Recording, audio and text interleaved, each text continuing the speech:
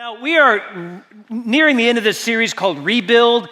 The whole idea is rebuilding things in your life that once were great, inspiring, impressive, but now lie in a pile of ruins. Things that you'd worked really, really hard to build and construct. A marriage, an organization, your health, relationships, your finances. And then something happens and knocks them down in a pile. It's a recession, it's a job firing, it's an affair, it's an email, it's something devastating that once was great, but now lies in a pile of ruins. And this whole idea of rebuilding those things in our life. And we are looking at Nehemiah in the Old Testament, and Nehemiah rebuilt the wall around Jerusalem. Now, it wasn't Nehemiah's problem, but God saw to it that Nehemiah would be the solution. And so he rolls into town as the leader and begins to rebuild the wall around Jerusalem, organizing and getting everybody into place. And so for the past several weeks, we're just looking at his life and life principles about rebuilding those things in our life that now lie in a pile of ruins. And one thing I probably should have said at the beginning of the sermon series, but hey, better late than never, rebuilding things of value. Let me just tell you this, because if you've been coming for a while, you know this, and you're going, when's he going to address this? Today. Rebuilding things of value. Marriage, organization, your health, finance, whatever. Rebuilding things of value is really hard work. All right? So if you've ever rebuilt it, it's not easy. It's not a walk in the park. If it was, it wouldn't be a rebuilding process. It would just be a walk in the park. Rebuilding things of value is really hard work. It takes a lot of time and a lot of energy and a lot of emotions, and sometimes it feels like one step forward and two steps back. Rebuilding things of value is really hard work, but you know this inherently. Really hard work, it requires what I call a grit that won't quit.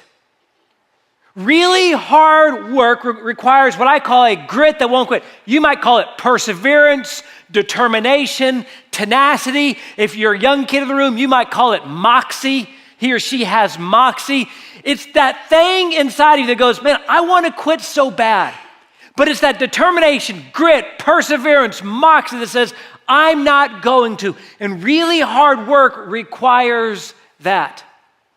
And if you've ever been in a rebuilding process, or maybe you're in it right now, there will come a moment in time where you want to quit. It's hard, it's difficult, one step forward, two steps back, more money, more time, more emotions than I could ever imagine. And in your mind, the easiest decision is just to quit. The easiest decision is just to throw in the towel. And you know what? You're right.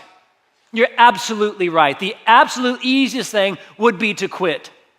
But it doesn't mean it's the best thing. It doesn't mean it's the right decision. Maybe the easiest decision, but doesn't mean it's the best decision. And so today we're talking about this whole idea of however you want to phrase it, determination, perseverance, grit, whatever it is. But it's that thing inside that says, I want to quit, but I'm going to push forward. Now, personally speaking, I love being around people that have this character trait. I love meeting people that are just determined, that persevere. They're walking through some difficult things in life, some brutal things, but they persevere. They've got that grit, that tenacity, that moxie that says, I'm not going to quit. I love being around those people, hearing their stories. I love reading books about those individuals. I love watching movies about those individuals. And in fact, I married one of the most gritty, determined people I have ever known. And over the past 14 years, just watching Brianna and just some things she's walked through in life and just her tenacity, her grit, it's an inspiring thing for me to get a front row seat to watch that.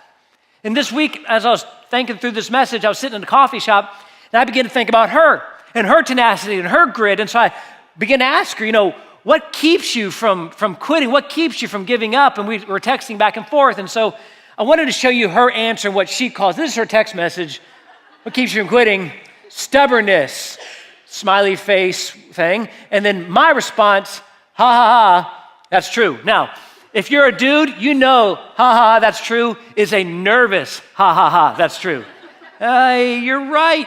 You're stubborn? Can I say it? So she calls it stubbornness. You call it moxie, you call it determination, you call it tenacity, I call it grit. But it is that thing that is required to keep you from saying, I'm done. It is that thing that keeps you from going, I want to quit. It's hard. It's painful. I'm grieving. I'm full of sorrow. But what I am rebuilding, it's a value. It's really hard work. And I understand hard work. It takes those things to push through. And we're looking at the part of the story in Nehemiah where he's at that moment where honestly, like if you and I were in his shoes, we would go, man, this is way too much. This is way too much work. And all of a sudden, the individuals that were there a few chapters ago come back, and instead of just making fun of his project, they start slandering the name of Nehemiah. They start belittling him. And at any point, Nehemiah could have said, you know what? This is way too much work. I don't need this. It's really not my problem. But you see, he's determined, and he finishes the project. If you got a Bible, grab it. Go to Nehemiah chapter 6. If not, it'll be up on the screens. Nehemiah chapter 6, we're going to pick it up in verse 1. If you were here a few weeks ago, our buddies Sanballat and Tobiah, the ones that came and made fun of Nehemiah, they left.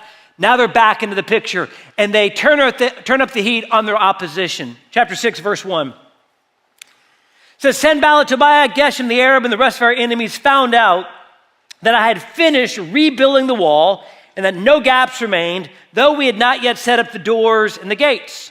So Sanballat and Geshem sent a message asking me to meet them at one of the villages in the plain of Ono. But I realized they were plotting to harm me. So I replied by sending this message to them. I am engaged in a great work, so I can't come. Why should I stop working to come and meet with you? 4 times they sent this same message, and each time I gave the same reply. The 5th time, Sanballat's servant came with an open letter in his hand. Now you need to stop right there. So 4 times they're going, hey, come meet with us, hey, come meet with us, hey, come meet with us. He goes, no, quit bothering me. What I'm doing is too great. It's too valuable, too important. No, I'm not going to do that. The 5th time they send a letter, and it's not just a regular letter, it's an open letter. This is a really big deal because most official letters in those days were sent rolled up and sealed with a wax seal so nobody could read it. They sent an open letter to Nehemiah knowing that everybody else is going to read it. It's a slanderous letter full of lies about Nehemiah. They sent an open letter so rumors begin to spread. And so imagine you sending an email to one of your coworkers about something that they're doing, and you copy the entire organization on the email. This is the same type of deal. It's slanderous, it's gossip, and here's what they say for everybody to read. Verse 6. They wrote, there's a rumor among the surrounding nations, and Geshem tells me it's true, that you and the Jews are planning to rebel, and that is why you are building the wall. According to his reports, you plan to be their king. He also reports that you've appointed prophets in Jerusalem to proclaim about you, look, there's the king of Judah. You can be very sure of this, that this report will get back to the king, so I suggest you come and talk it over with me. Lie, lie, lie, lie, lie. Slanderous to Nehemiah. That's an open letter for all to read. And here's Nehemiah's response. Verse 8. I replied, there is no truth in any part of your story. You are making the whole thing up. They were just trying to intimidate us, imagining that they could discourage us and stop the work. So I continued the work with even greater determination. Greater determination. Sanballat and Tobiah, come meet with us, come meet with us. No. All right, here's the letter. It's rumors have spread, and they try to intimidate and discourage. He goes, so I continued with greater determination. And if you're here and you're in the middle of rebuilding something in your life, marriage, organization, relationship with kids, your finances, your health, in the lives and the power rooms, and you find yourself in this moment of going, I really want to quit. I really want to throw in the towel. I really want to stop and do something else.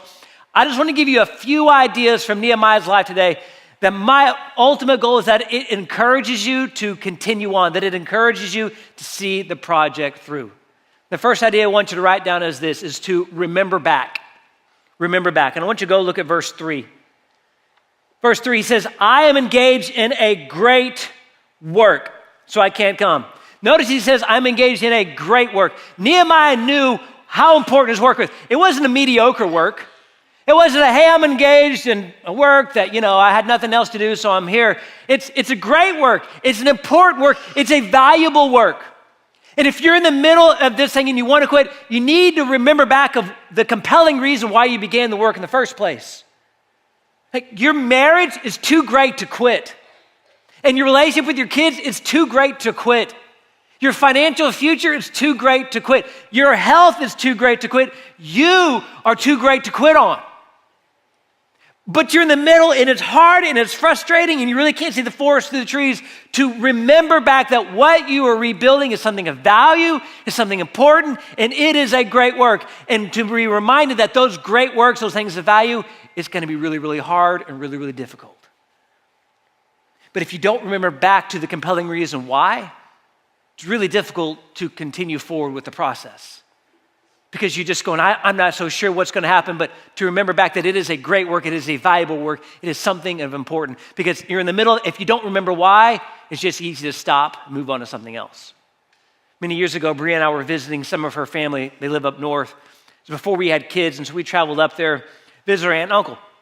And her aunt and uncle, they had this dog that they loved, and it was a retired racing greyhound. You know what I'm talking about? Like, they're beautiful dogs. And it was there. They had just recently got it. And we walked in, and this greyhound, if you've seen them, I mean, they're big, and they got the muscles. I mean, you can tell he was a racing machine, but he was retired. And her uncle loved this dog, talked about this dog, and just how awesome this dog was. And he just kept on going, oh, he's so fast. He's so fast. He goes, after dinner, I'll show you. I'm like, okay, so we finished up dinner. And he goes, let me go show you how fast this dog is. So his wife holds the collar of the dog, and he goes about, 30 or 40 yards out in the yard. And is ready right there. We're watching, and you can just tell the greyhound's just like this. And he goes, come on, boy, come on. And she lets the collar go. And then in the middle of nowhere, he just starts sprinting, man, just full out, muscles are rippling, man. He's lightning quick. And then something happened halfway between the aunt and the uncle. Halfway between, this dog remembered that he was retired.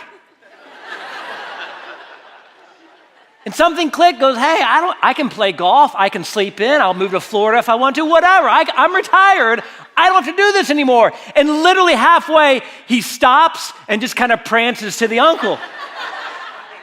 and the uncle, you can see, well, he's just tired and worn out. I was like, no, he's retired and relaxed. That's the difference.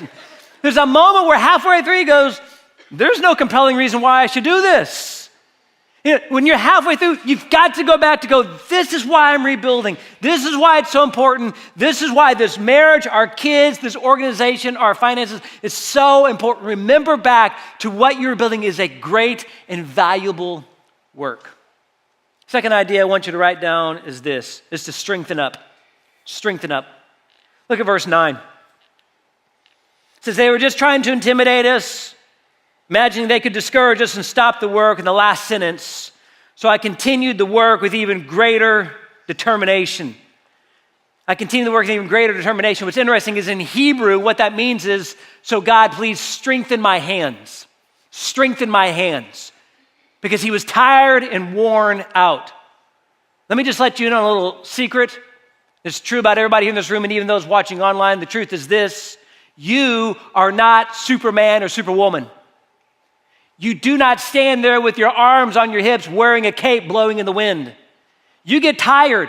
You get worn out. You are not the Energizer Bunny. You cannot keep going and going and going and going and going. You do get tired. Really hard work makes you tired. And that's just a life principle. When you put energy into it, when you put emotion into it, you get tired, you get worn out, and you need to understand that is okay and that is normal. See, I think what happens often is we go, I'm a Christian, I shouldn't get tired. What? Well, I'm a Christian, I shouldn't get discouraged. Huh? I'm a Christian, I shouldn't be feeling this way. And we for whatever reason, lay this guilt on us going, well, I've got Jesus, so I can't be tired. You're a human being. You're going to get tired. You're going to get worn out. But it's up to you to go, you know what? I'm tired and worn out. Strengthen up. You see Jesus do this in Mark chapter 6. It says he and his disciples were so busy, they didn't even have time to eat. And so they wanted to get away by themselves to rest. Jesus goes up into the mountains by himself to pray. When you're rebuilding things, it's difficult. It takes energy and emotions and time and finances and mental capacity. And at some point, those resources get depleted. You're not the Energizer Bunny. You're not Superman. You're not Superwoman. Things get tired. Things get worn out. But it's up to you to know that and to strengthen up. and to do those things that recharge you and re-energize you, knowing that you're tired and exhausted emotionally, mentally, spiritually, physically, and going, I know this about myself, so God, please strengthen me. And begin to do those things that recharge you.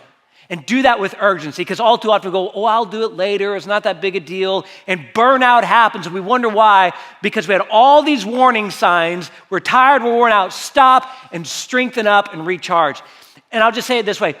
Do that with the same urgency, have the same urgency and concern that you do when your cell phone battery drops below 20%. Okay, you know what I'm talking about. When it drops below 20%, right now, some of your heart rates just rose a little bit. Right, when it drops below 20%, your life, that's all you think about is, I gotta find battery charge, I gotta charge it up. Heaven forbid you have a 3-hour flight on a 20% battery. I mean, you're calling your spouse, this could be the last time we talk ever. Why? It's on 20%, I don't know. But like when you plug it in, it's like you can breathe oxygen again. You know what I'm talking about? You liars, you do. I don't want to care about my phone. You care about your phone. It's that thing when it's depleted, you're going, I've got to charge it up. I'm not just going to let it dwindle down. You charge it. Your body, your mind, your emotions, it's the same thing. Do those things that bring you energy, that recharge you, that strengthen you up.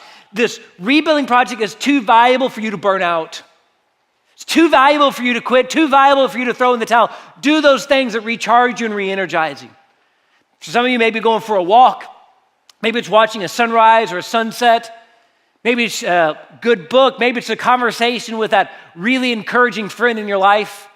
Maybe it's sitting down with a counselor and going through some things that you're going through. Maybe it's here at church. Maybe you get energized by the music and the message and what God's doing and the people around. But you've got to do those things that recharge you and re-energize you, and do those sooner rather than later. What you're rebuilding is too valuable for you to quit on. What you're rebuilding is too valuable for you to burn out. Do those things that strengthen you. I've got a lot of things personal in my life that I do. I'll give you one practical one so that if you see me in this situation, you're not weirded out by it, all right? So same thing. I get tired, worn out, frustrated. I got to get recharged. And here's what I do, and Brianna knows this. I call her, go, hey, I'm going to do this. What I do personally is I like to walk to the top of Sawney Mountain, look at the observation deck, and then walk back down. It's a great 2-hour hike up and down and hanging out, 2 hours of my time. And what I do is I leave my phone in the truck. I tell Brianna, hey, if you don't hear from me in 3 hours, I'm lost on Sawney Mountain, send help, all right? So I leave my phone in my truck, and I go up, and I walk, and I talk out loud to God. And I tell you that because if you see me there talking to nobody, I'm talking to God, so kind of, mind your own business, all right? So I have conversations with the Lord. Here's what I'm talking. And so for me, it's recharging. And I did this, 4 or 5 weeks ago, went up to the top, great time talking to the Lord, and I'm walking back down the mountain, and there's other people up there, but as I'm walking back down, I pass a guy running up the mountain. You heard that right, running up the mountain. Did you know people run the mountain? I guess you guys don't run the mountain. We look at Sawney Mountain. Okay, whatever it is you do. People, I don't care whether you run or walk, whatever it is, but do something that energizes you. Go for a drive. Do something that goes, you know what, Lord, I'm tired and I'm frustrated. Lord, please strengthen my mind. Please strengthen my heart and my soul. I'm just frustrated and tired. Do those things. What you're rebuilding is too valuable for you to quit on. And then the last idea is this: continue on. Continue on. Look at verse 15. And this is so cool. Verse 15 says, so on October 2nd, the wall was finished just 52 days after we'd begun. When our enemies and the surrounding nations heard about it, they were frightened and humiliated. They realized this work had been done with the help of our God. Continue on. You're there and you're tired and you're frustrated. You remember back to why you began in the first place. You strengthen up, but you continue on to the day after day, week after week, year after year. And then one day you look back and you see God's hand in that whole rebuilding project the whole time. You don't throw in the towel. You don't give up. The Apostle Paul, the last letter we have documented in the New Testament, he writes to his young protege, Timothy. And he says, the end of my life is near. And he says, I fought the good fight and I finished the race and I have remained faithful. If you're rebuilding something in your life of value, don't quit, don't stop, you continue on. You're going, it's hard. I know, it's difficult. I know, it's painful. I know, but you continue on. At any time, Nehemiah could have just gone, you know what, this is way more work than I thought. I thought I'd come in as the conquering hero and you guys would, throw me a party and we'd build this wall and move on. You got Sanballat and Tobiah and all these things. I've got to make sacrifices. I've got hard work. I've got to put on a tool belt myself to rebuild this thing. I'm out. I quit. It's not worth it for me. But Nehemiah continues day after day, and at the end, God's hand is in it all, and the whole thing is rebuilt and put back into place. What you're going through is painful, it's grieving, it's frustrating. Seems like it's one step forward and two steps back. I get it, but you don't give up. You continue on. Before I was born, my uncle, which would be my dad's older brother, passed away in a tragic 18-wheeler trucking accident. He was in his mid-20s. My dad was in his early 20s. And it was my grandma and grandpa's oldest son. And they got the nightmarish phone call that no parent ever wants to get that says your son was killed in a trucking accident. And they never talked about the accident very much. They certainly talked about their son a lot, but never the accident. And so I would always get stories and bits and pieces from my dad. And he would tell me, he said, your uncle, my brother, my dad said, was killed on a Friday, 2 days before Mother's Day.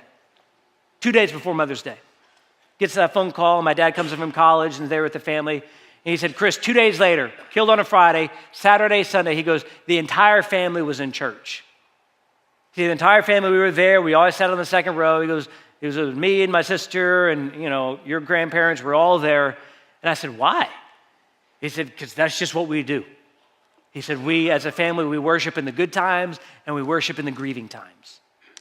And my grandpa, he passed away when I was 18, but just got to know him for those 18 years. And he was a part of that generation that Tom Brokaw titled The Greatest Generation. That was the generation he was part of and served in our armed forces. And I never saw him cry. He was just one of those guys, loved his family, but I just never saw him cry. And my dad really didn't either. But he said that Sunday, 2 days later, he sat there and he looked at his dad, and for the entire service, through the music and through the sermon, just tears were streaming down his face. He did just lose his oldest son 2 days earlier, 2 days later, he's there in church. He says the reason why is because we worship through the grieving. You worship through the sorrow. You don't give up. You don't quit. You continue on. Because you have no idea what you're rebuilding, not only what value it's going to bring to you or the people around you, but the people watching. The people observing want to know if you're going to quit. Want to know, do they really have determination? Do they really have perseverance? Do they really have grit? Do they really have that thing inside of them that keeps them from giving up? Or are they just in it for the good times and out when it gets tough? In it for the happy times and out when it gets sorrowful? In it for when the project is done and hooray, we can have a party, and out when all of a sudden it's difficult? Or are they in it no matter what? And if you're here and this is your life and you're beginning to rebuild it and you're wanting to quit, that is a normal feeling. Getting tired is normal. Being frustrated is normal, but don't make quitting an option. And to understand that God strengthens you and gives you the courage to go from day to day to day. Now, I've had an awesome father that for 37 years, he's given me more like little quips and wisdom quotes and just little things. And he was pastor for 40 years, and now he puts all his little ideas and things on Facebook Live. And you guys come and tell me, like, y'all are blown away. You're like, oh my goodness, did you see your dad's Facebook Live and what he posted? And I gave you a less than impressed response. Now I'll tell you why. I've heard those things for 37 years, all right? What I'm more impressed with is that he's figured out Facebook Live, to be honest with you. Like, kudos to you, Deb. Well, this is one thing, and I don't know if he shared it on Facebook. I'm sure he will after hearing this.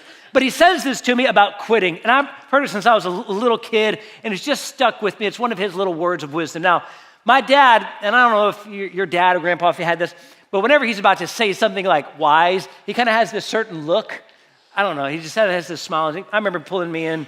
He goes, son, let me tell you something about quitting. I was like, oh, what's that, Dad? He goes, son, you can want to quit as long as you know you're not going to quit. Because if you know you're not going to quit, then you can want to quit and really enjoy it. I was like, what? No, I didn't know. I was like, huh? He goes, no. He goes, Chris, you can want to quit all you want to. As long as you know you're not gonna quit, then Chris, you can wanna quit and really enjoy it.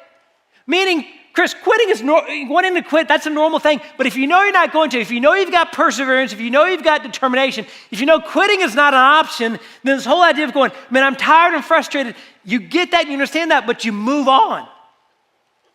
And if you're here in the middle, you remember back to why it was so important to begin this work to begin with. You strengthen up knowing quitting is not an option, and you continue on from day to day until the project is completed. And so this week, I'll just encourage you to remember back, to strengthen up, and to continue on. Now, let me just state the obvious. And if you're in the middle of this and you're wanting to quit, the whole idea of remember back and strengthen up and continuing on, it's really simplified. I get it. But the truth is, it's really hard work. You know, well, Chris, that's nice for a nice little 30-minute sermon, but that's really hard work. I get it. And if you do all three of those things yourself, it's good, but you'll be limited. There'll be some point where it just limits out for you, and it just isn't good enough. But if you intertwine Jesus to all three of those, if you remember back to why Jesus called you to rebuild your marriage or your finances or your kids, if you lean into Jesus to strengthen your heart and your soul and your mind and your emotions, and if you follow Jesus day after day and continue on, all of a sudden you come to the end and you see his hand in it all, and the project is greater than you could ever imagine. The relationship is stronger than you could ever imagine. Your health is back and better than it ever was, not because of anything you did, but because Jesus was intertwined through your entire life. I'll finish with these words, and this is the words of Jesus, and I think it's appropriate to this whole idea of wanting to quit. And it's out of Matthew 11, verse 28. And Jesus said this, "Come to me, all of you who are weary and carry heavy burdens, and I'll give you rest. Take my yoke upon you. Let me teach you, because I'm humble and gentle at heart, and you will find rest for your souls." Rest for your souls. I get it. You go to church here in the South, and so you kind of have to put on that happy church face. Pretend like everything's good, pretend all life is good, but man, deep in your heart and mind where nobody knows, something in your life is a wreck. You're trying to rebuild it, you're trying to put the pieces back together, and honestly, the easiest way is to quit, to throw in the towel. But it's not the best. My hope and my prayer is that you allow Jesus to intertwine your life and your heart and your mind. You remember back what he's called you to do and why this is too valuable to quit on. You strengthen up the areas that you need to strengthen, your heart, your mind, your soul, your emotions. And you continue on following Jesus day after day. Then and only then, when you place all of your life and your heart and your soul in Jesus, you truly find rest for your soul. You pray for us.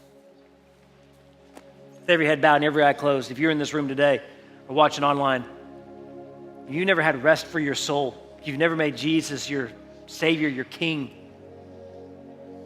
All these ideas are nice, but they limit out in human capability.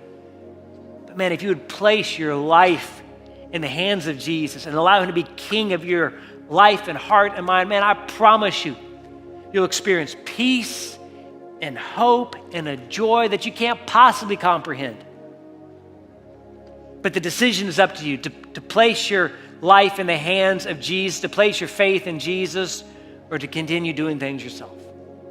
And if you're here in this moment, here in this room or watching online, you're going, I'm ready to place my faith, I'm ready to give my life over to Jesus, you can do that right here, right now. Say something like this, mean it from the depths of your heart. Just say, today, Jesus, I trust you. With my heart, my soul, and my life, I place my faith in you, Jesus.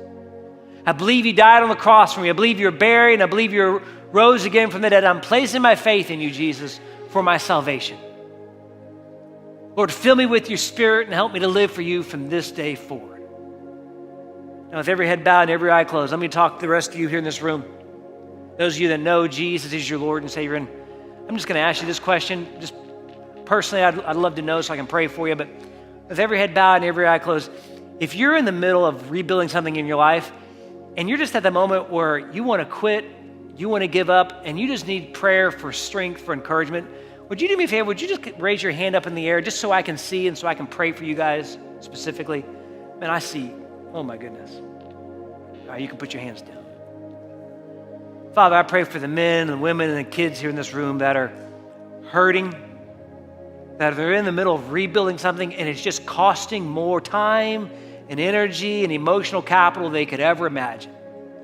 God, I pray right here, right now, in this moment, that you would remind them of why they began that project in the first place.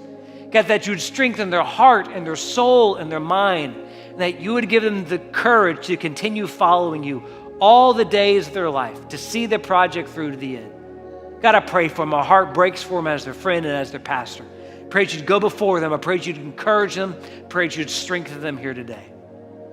Jesus, we love you. We ask all these things in your precious and holy name. Amen.